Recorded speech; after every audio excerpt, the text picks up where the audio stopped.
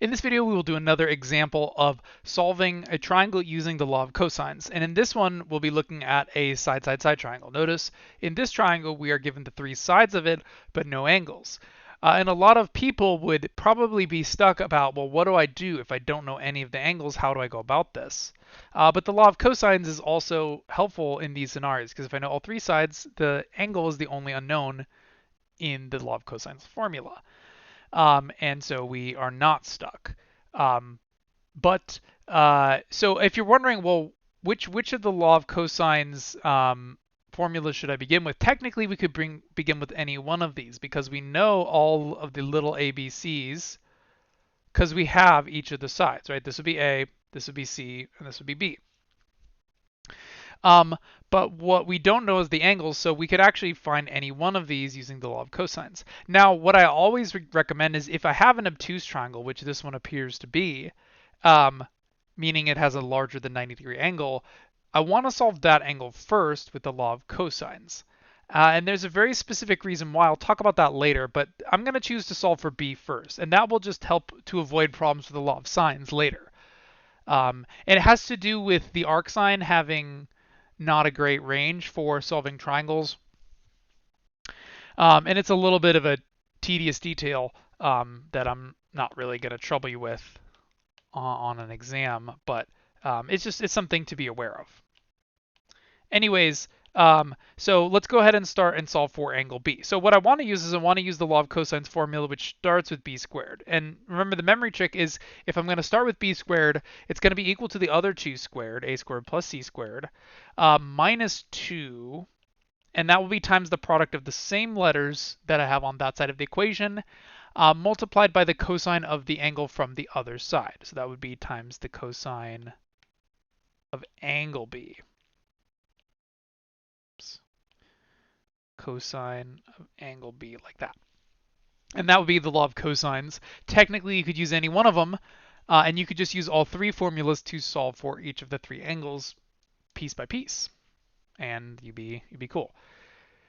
And plugging in what I know that B squared is 15.2 squared, A squared is 11.6 squared, C squared is 7.4 squared, minus 2 times 11.6 times 7.4 times the cosine of B.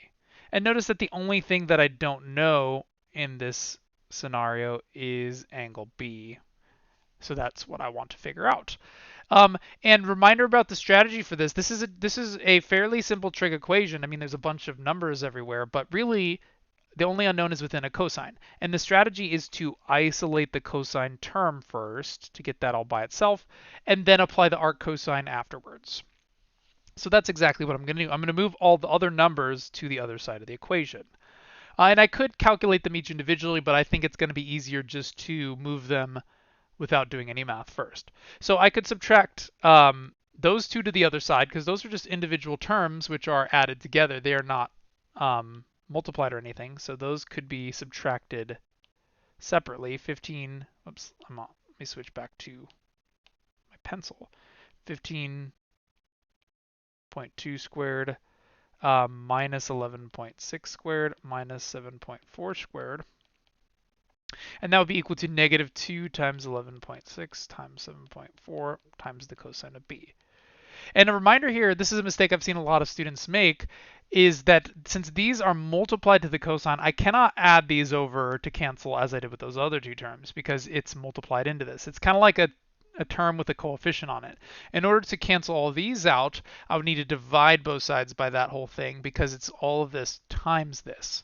So to remove all those other numbers, I need to divide by negative 2 times 11.6 times 7.4, in which all of those will cancel, leaving me with just the cosine. So that would be negative 2 times 11.6 times 7.4. And then I would have cosine B by itself is equal to all of that. And then to get rid of the cosine, remember you cannot divide by cosine in this situation because you can only divide by the trig function when you know the angle. When you don't know the angle, the only way is to use the inverse function to invert the equation and cancel out the cosine. Kind of like canceling a square root needs to square. Canceling a cosine, I need its inverse which is arc cosine. So if I apply the arc cosine to both sides, I'm just, because I don't want to write this all down again, it would be the arc cosine of all that is equal to the arc cosine of the cosine of b. So I'm applying arc cosine to both sides, and the arc cosine would cancel the cosine because they are inverses and they satisfy cancellation. Now, technically, when you cancel cosines with arc cosines, there can be a range issue. But one of the convenient things about the arc cosine is its range is 0 to 180, which means that it will always give you an angle in the realm of a triangle, a proper triangular angle. It's not going to give you a garbage answer. Whereas the arc sine could hypothetically, this is the issue I was talking about before. The range of arc sine is only 0 to 90. So if you, well, it's negative 90 to 90 degrees. So the arc sine can't possibly give an obtuse angle, but the arc cosine could give you an obtuse angle, which is why I'm starting with angle B here, right? Because this one is obtuse, and the arc cosine has no problems with obtuse angles. But anyways, if you just remember that, start with the obtuse angle, you're never going to run into any problems. And even if you did run into problems, you can still figure it out. It just, you have to use a smell test.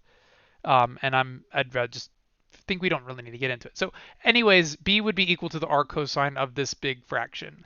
And I forgot to fix my calculator, so I'm going to go back to Google to type in all that math once again.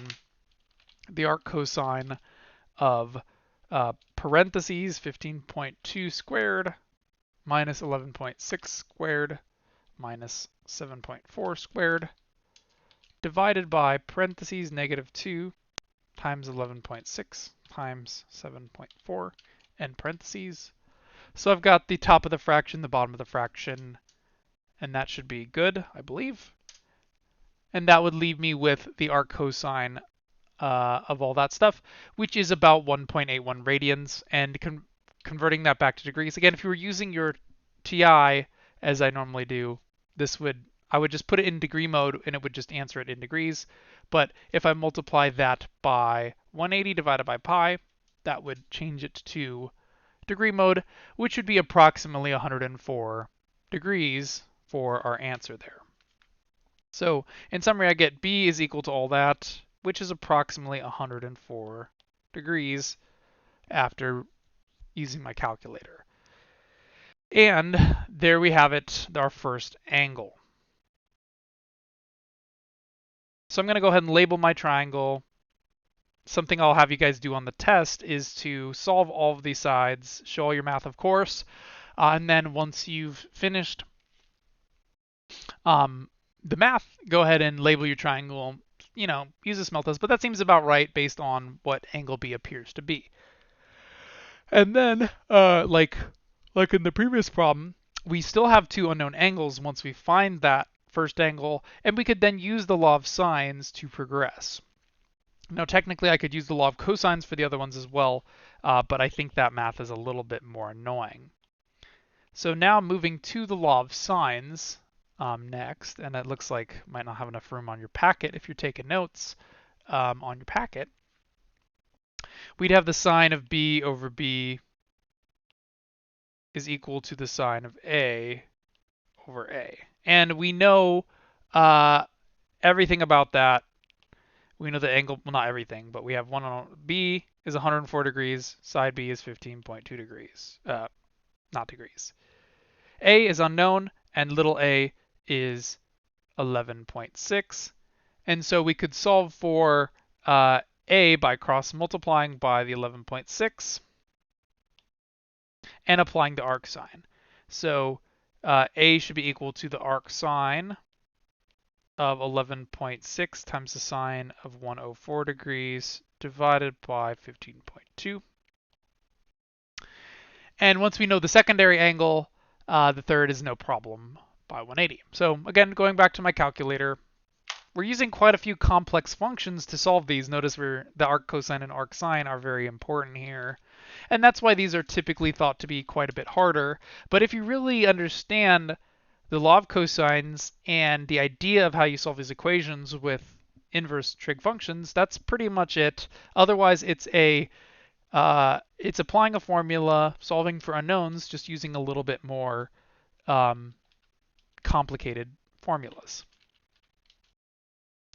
So I'm just typing in exactly what I had to solve for angle A, making sure to use degree mode, and it's coming up with 0.83 radians, of course, and if I multiply by 180 divided by pi, I will get that in degree mode, or 47.8 degrees for angle A. And angle C would be the remainder. So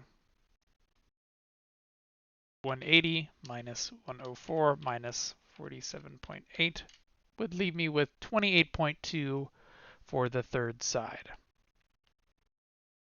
And each of those seems about right after all is said and done.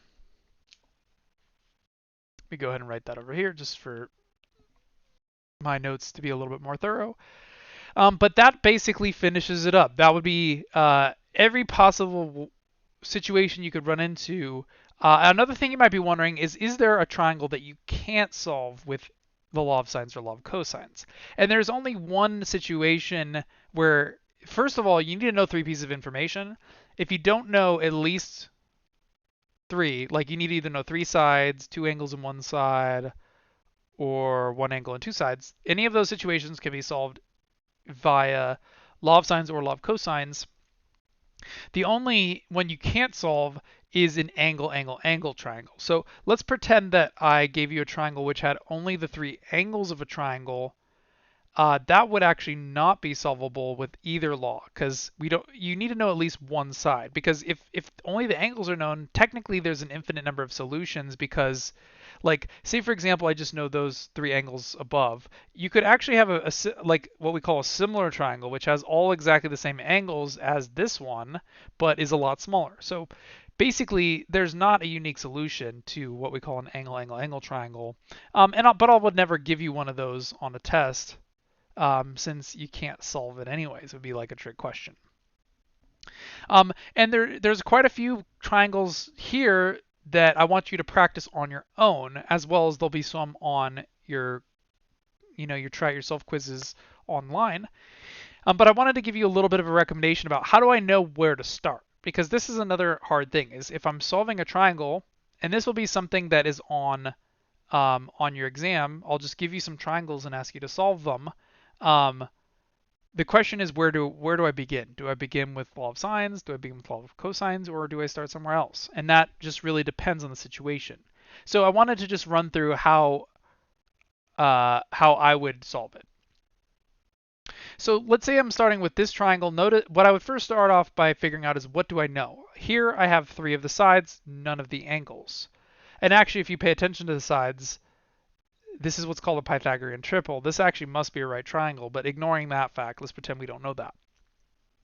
But basically, if you don't know any angles, this is called a side-side-side triangle. This one we need the law of cosines. The law of sines will not help because we don't know any angles, and so we don't know any pairs. The Pythagorean theorem, technically, we don't know for sure this is right. Again, well, we do because it's because of the very specific numbers, but pretend we didn't know that. We're not sure that this is right, so we can't use Pythagorean theorem. We cannot use SOHCAHTOA. Remember, SOHCAHTOA only usable on right triangles. You can never use SOHCAHTOA on these sorts of triangles down here. So anyways, that leaves us with the law of cosines, because if we know all the sides, little a, little b, little c, we could solve any of the angles. And I would recommend starting with the largest angle. It doesn't appear as though any of them are obtuse, but I would start with angle C, because it's corresponding to the largest side. And if you do that, you should get 90 degrees for angle C. Even though it doesn't look right, it has to be. So you can actually prove triangles are right by using the law of cosines to solve their angles. But there's a simpler way, just by using the basic Pythagorean theorem. Anyways, moving on to the next example, any triangle which is right, reminder that you can always use SOHCAHTOA and you could use the Pythagorean theorem. So you technically could use the law of sines here, since we know this angle side combination and we know this angle but not the side. But it's simpler to use SOHCAHTOA because we know the angle, we know it's right, and we know the opposite, and we're trying to find the hypotenuse. So what I would use is the sine function. Sine is equal to opposite over hypotenuse, so SOH. So no pun intended. You could solve this hypotenuse just by using the sine function. And once you have the hypotenuse, the third side could be solved via Pythagorean theorem. With the last two triangles, since these are not right, I can't use SOHCAHTOA, so I'd instantly be thinking either the law of sines or law of cosines. In this triangle, this is a side angle side, which is law of cosines. That's one way you can memorize it. But how I would think about it is I know this angle, I don't know its side. I know this side, I don't know its angle. I know this side, I don't know its angle. So I don't know any pairs. If I don't know any pairs, the law of sines is out the window. That means it must be a law of cosines question. So I would start with the law of cosines using this angle to start. And maybe I would just call this angle A, and this would be side A, B, C, whatever. Then in the very last example, here notice I do know this pair. In any of those problems, you should be able to use the law of sines, so that's where I begin there. That's all for this section. In the next video, I'll talk a little bit about area of triangles and how we find them various different ways.